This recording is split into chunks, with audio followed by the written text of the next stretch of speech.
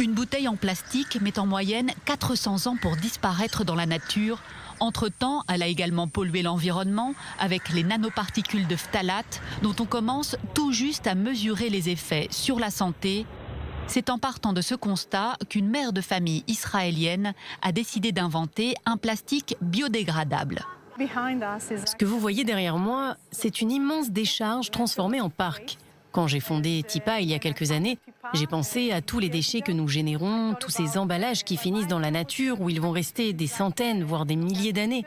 Mon idée était d'avoir un emballage qui soit comme de la matière organique, comme une peau d'orange, que nous puissions manger ou boire le contenu du paquet et que celui-ci se désintègre comme de la matière organique.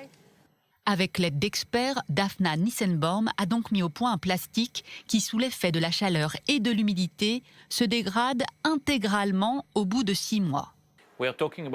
Nous utilisons plusieurs polymères compostables qui sont principalement des polyesters qui se divisent en fin de vie en petits fragments qui peuvent être ensuite digérés par des micro-organismes.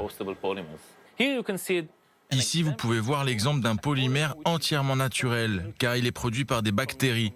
Donc nous n'avons rien à faire à part extraire le matériau de la bactérie et l'utiliser pour faire nos plastiques compostables.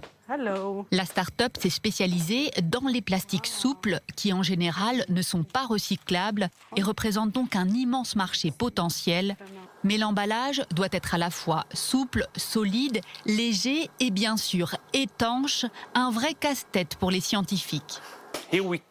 Ici, nous testons la capacité du plastique à être scellé. Ce qui est très important car cette propriété va déterminer l'intégrité du sachet, juste parce que nous pouvons le sceller.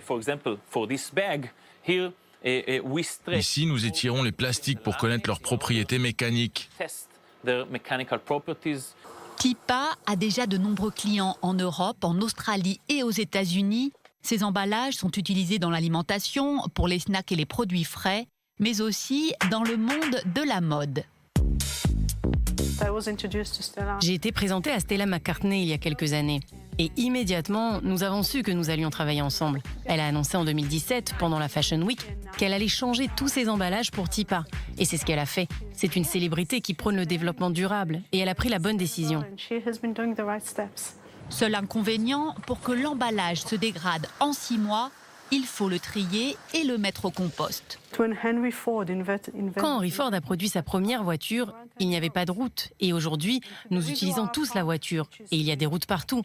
Nous faisons notre part en apportant l'innovation et l'alternative. Et c'est au gouvernement et aux municipalités de mettre en place les infrastructures.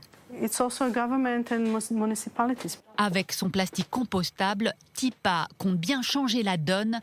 Le Forum économique mondial l'a déjà sélectionné cette année sur la liste des startups dont les technologies allaient avoir un impact majeur dans l'avenir.